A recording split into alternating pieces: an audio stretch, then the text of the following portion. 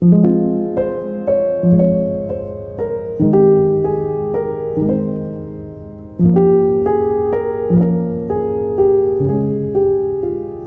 if everything around you now is not real, and they only exist because you are there to observe it? It may sound like a philosophical question, but it is one that has puzzled humans for centuries.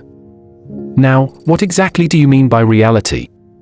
Would you say it's the physical world we see and interact with, or is it something more abstract, such as our thoughts and emotions? Or let's define it like this. It is the totality of all things, structures, events, and phenomena that exist, whether observable or not. But this definition acknowledges that reality extends beyond the physical world that we can see and touch, and includes abstract concepts, such as thoughts, emotions, and ideas. You see how difficult it is to understand its true nature. Have you ever experienced that you've awoken from a dream, only to find out you are actually still sleeping? Dreams within dreams happen sometimes. René Descartes, one French philosopher, argued that if we cannot even tell for sure whether we are dreaming, then how can we know for certain any truth about the world in which we seem to live? His famous statement, "I think, therefore I am," comes from the realization that to think, one has to exist, and that is the only truth beyond any doubt. Chinese philosopher Chuang Tzu dreamt about being a butterfly, fluttering hither and thither, to all intents. According to Chuang, he was conscious only of his happiness as a butterfly, unaware that he was still a human being. When he finally woke up, he said, "Now I do not know whether I was then a man dreaming I was a butterfly, or whether I am now a butterfly, dreaming I am a man." Between a man and a butterfly, there is necessarily a distinction. Another great philosopher, Plato, explored these questions in his famous Allegory of the Cave. The Allegory of the Cave begins with a scene painted of a group of prisoners, who have lived chained to the wall of a dark cave their entire lives. Behind them is a walkway and a fire being set to display shadows on the wall in front of the prisoners. Every day, these people in the caves watched shadows projected on a blank wall. For them, these shadows are real and they shape their entire reality. Now, imagine that one of the prisoners leaves the cave and walks outside into the sunshine. For the first time in his life, he is exposed to sunshine and light. He can now finally see the true forms, shapes, and reality of the shadows he thought were real. In this allegory, what would he think of his companions back in the cave? He'd probably feel sorry for them and their limited reality. Now, if he returned back to the cave and told them about what he saw, they'd probably laugh at him and think he was crazy. Plato's Allegory of the Cave explores the tension between the imagined reality that we think is real, which we might refer to as shadows in this situation, versus the reality that is the truth, a reality outside the cave instead of shadows. Plato's Allegory of the Cave illustrates at least two things. First, it represents Plato's account of the nature of reality and his understanding of essence. Second, it's a lesson in what philosophy does, it reveals the true nature of things. Without doing philosophy, we remain in the dark. To sum up, Plato's cave is an allegory of the human condition. Each of us is a prisoner, chained down with a distorted illusion of reality. To gain individual autonomy, one must awaken our consciousness, we must kill our imperfections, and liberate one's senses. If the school district system were to say tomorrow that 2 + 2 = 5, and no longer 4, many will follow the new rule because they are mathematicians and they know more than we don't. Hence, what they say is true. All these people play a role in creating this false reality or shadow reality that we all perceive as true reality. We don't have individual autonomy, despite the system stating that we possess such fundamental freedom. So what do we have to do?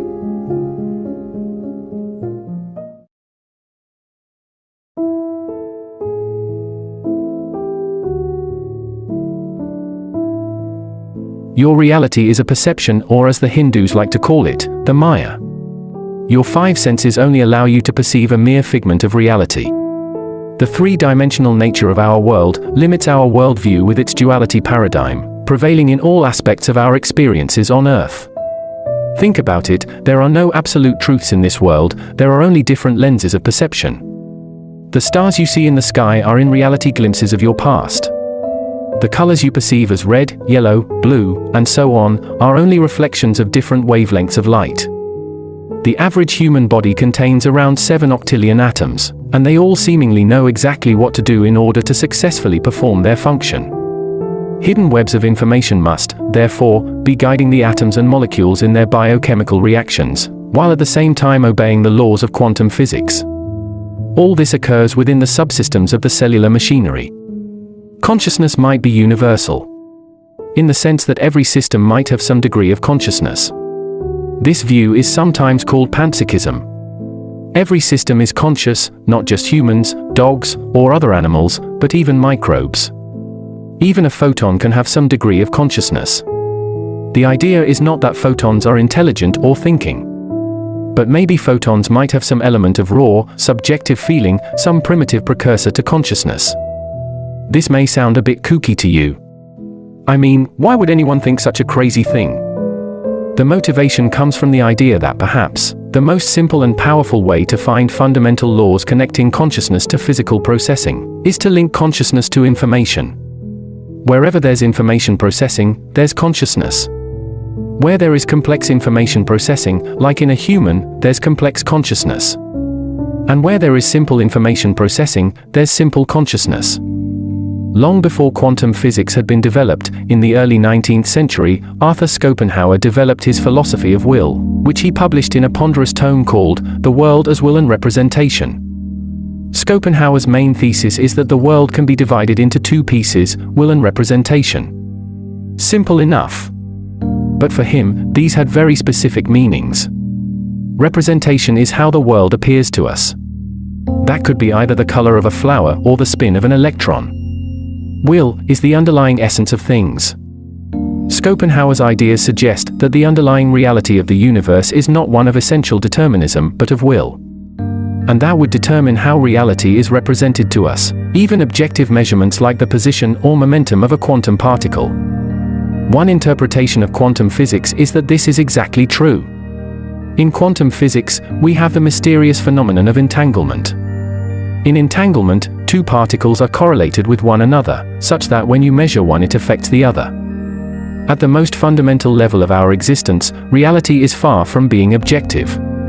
Rather, it is analogous to a series of interwoven subjective experiences fed into your awareness. Experiments like the double-slit experiment and Schrödinger's cat thought experiment challenges the traditional notions of what makes up reality.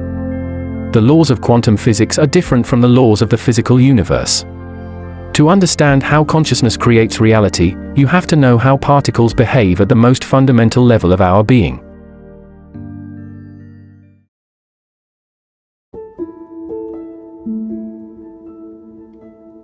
Some of you may ask this question: what do physicists worship?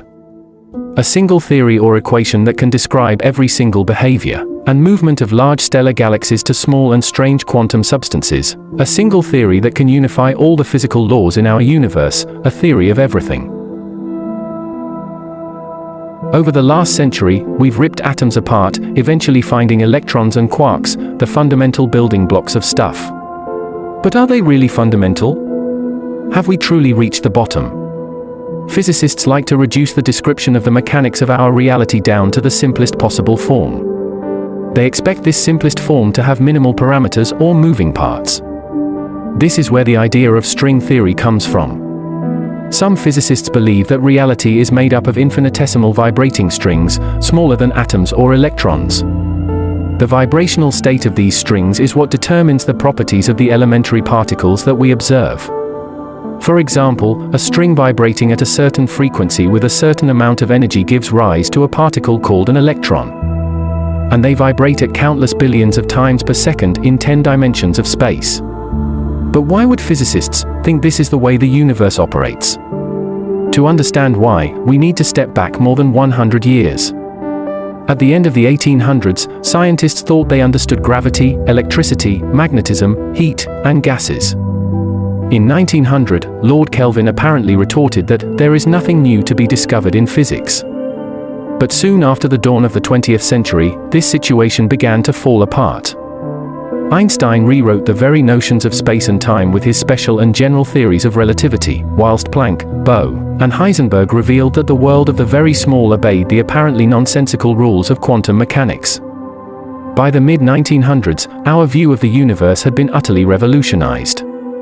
And these new strange physical theories were yielding incredibly accurate predictions for experimental tests. The idea of string theory started in the 1960s when physicists were trying to understand hadrons, which are composite subatomic particles made of two or more quarks held together by the strong nuclear force, similar to how molecules are held together by electromagnetic force. Hadrons include protons, neutrons, and mesons, which are composed of a quark and an antiquark. Quarks are subatomic particles that are believed to be indivisible and have no substructure. They are not static entities with a fixed position, but exist as a wave of probabilities and only manifest in a specific location when observed. During the study of the interaction between pairs of mesons, physicists noticed peculiarities in their relationship between angular momenta and masses, leading them to suggest that the quarks inside the mesons are connected by strings. These strings can be described as elastic bands made of gluons, a type of elementary particle responsible for the exchange of the strong nuclear force between quarks as they vibrate. Physicists began developing a quantum theory to explain the strong nuclear force, but this was soon replaced by quantum chromodynamics, since the string theory of the strong nuclear force described an unexpected vibrational mode that was unwanted. This unexpected mode described a hypothetical particle known as the graviton, which is the quanta of the gravitational field. However, physicists realized that there was no reason for the graviton to appear in the investigation of hadronic string, and therefore abandoned this theory. Physicists discovered in the 1970s that the mathematics of string theory could describe quantum gravity, the final piece needed to complete the theory of everything. After extensive mathematical calculations and adjustments to the hadronic string theory, scientists were able to unify all the physical laws in our universe on paper, but to do so, they had to add 22 extra dimensions on top of our 3 spatial and 1 time dimensions. This theory became known as the bosonic string theory, which was able to explain force-carrying bosons. Encouraged by this success, physicists proposed the idea of supersymmetry to bring fermions and bosons into the same theoretical framework. The principles of supersymmetry and string theory were combined to form superstring theory, which states that every boson has a fermion superpartner, and vice versa. This theory reduced the total number of dimensions required to explain the underlying nature of our reality from 26 to 10. This was the first superstring revolution, which presented 5 theories where one-dimensional quantum strings moved around in 10 dimensions of space-time. Sometimes different mathematical theories describe the same physics. This is called duality. Superstring theory is awash with dualities. There are 5 different versions of superstring theory, each representing a different type of superstring. In 1995, physicist Ed Witten developed a way to unify the many forms of superstring theory into a single framework called M-theory, which requires an additional dimension, bringing the total to 11 dimensions. Although there is no string theory in 11 dimensions, there is a supersymmetric theory of gravity known as supergravity. Supergravity includes a theory of supermembranes, which are surfaces called membranes that must be included in M-theory for it to work in 11 dimensions. According to supergravity, the one-dimensional quantum strings can stretch across different dimensions, forming membranes. These membranes exist within a hyperspace that contains universes attached to them, and together they form the multiverse. Our universe is located on one of these brands. It should be noted that M-theory is an attempt to unify the theory of general relativity, supersymmetry, and string theory. Witten explained M-theory to be the skeleton, while the 5 superstring theories to be individual bones. Our understanding of M-theory is by no means complete. Even after identifying dualities in the strings and hints of supergravity, the middle of the web remains impenetrable. Even with our current knowledge of this theory, we can predict or explain multiple phenomena that could not be explained using our best theories in physics. String theory explains why gravity is weaker than the other 3 fundamental forces. It shows that gravity permeates through different brain universes. It seeps through our brain universe into other brain universes and higher dimensions. The second thing it attempts to explain is how our universe came to be. Our best theories break down at the moment of the Big Bang. String theory gives us its own unique explanation of how universes are born. Universes are born out of brain collisions or brain separations. This is the promise of string theory. At present, the most certain experimental procedure for string theory lies at the point that is inaccessible with our current technologies. In the meantime, string theory continues to offer delightful insights to our impossible problems. Maybe the story of string theory might not be the theory of everything, but it is a useful one. As wrong or incomplete our current string theory may be, it may also be the inevitable step to point us in the right direction of understanding reality.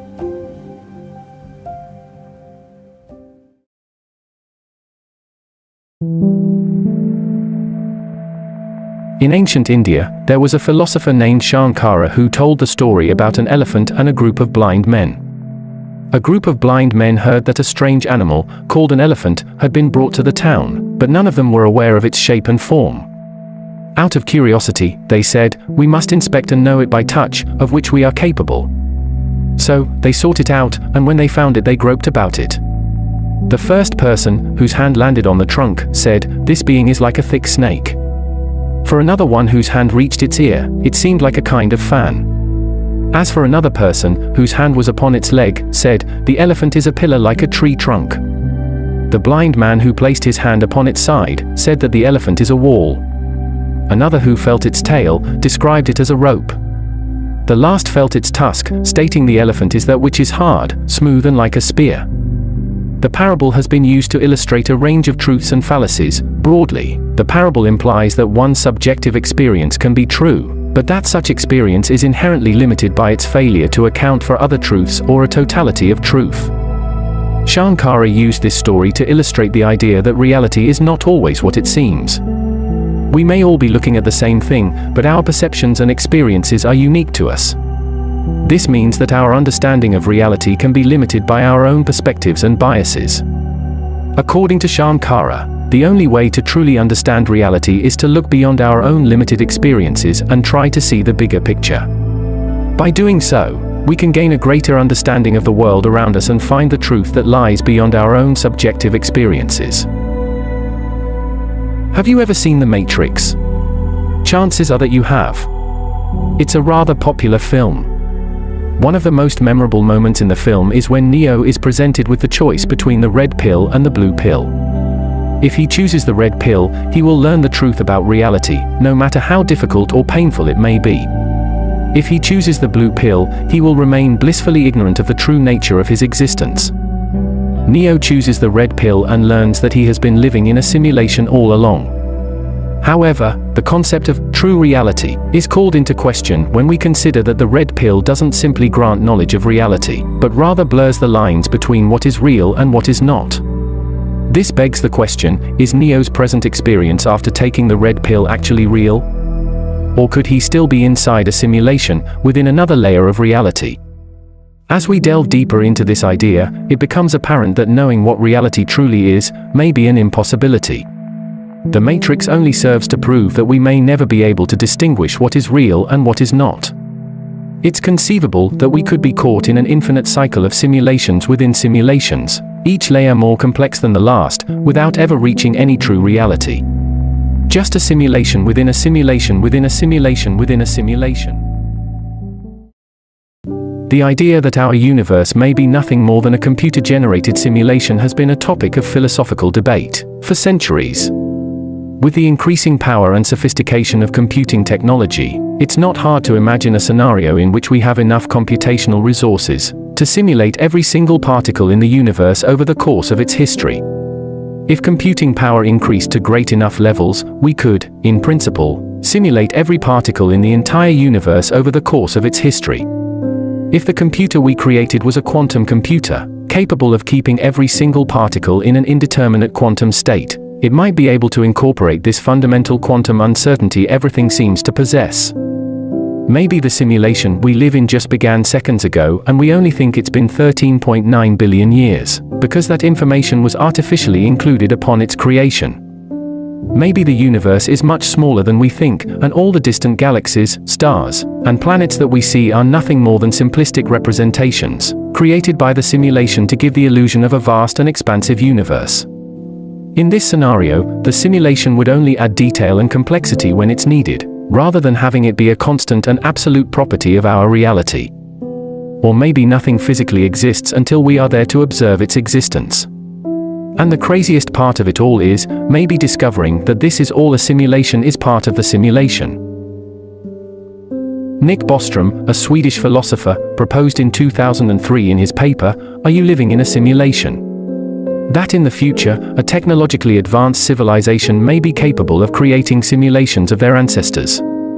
These simulated individuals would possess an artificial consciousness that distinguishes them from the AI robots typically depicted in films, as their consciousness originates from a real person who lived on Earth in the past.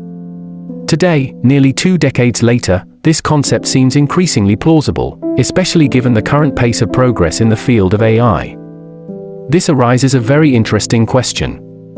Let's say that the key element of a simulation is that the characters do not realize that they are in one. How do we know that the consciousness that we possess, or that voice inside our head which speaks to us, belongs to us in the first place, and not some ancient race brought around in this world again by its advanced descendants? Considering humans are almost about to habitate another planet, just 300,000 years after our first appearance on this planet and starting from literally nothing, it is fairly credible to say that given a few more years, the advanced descendants of our race would be capable of traveling through galaxies with ease, and even create their own simulated beings, which leads us back to the very beginning and hence validating the above theory.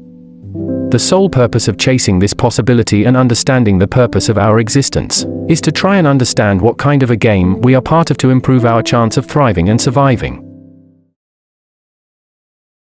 While the nature of consciousness, the concepts put forth by string theory, and the possibility of our existence as simulated beings all provide interesting insights into this question, there is no definitive answer yet. As humans, we experience the world through our senses and interpret this information through our consciousness.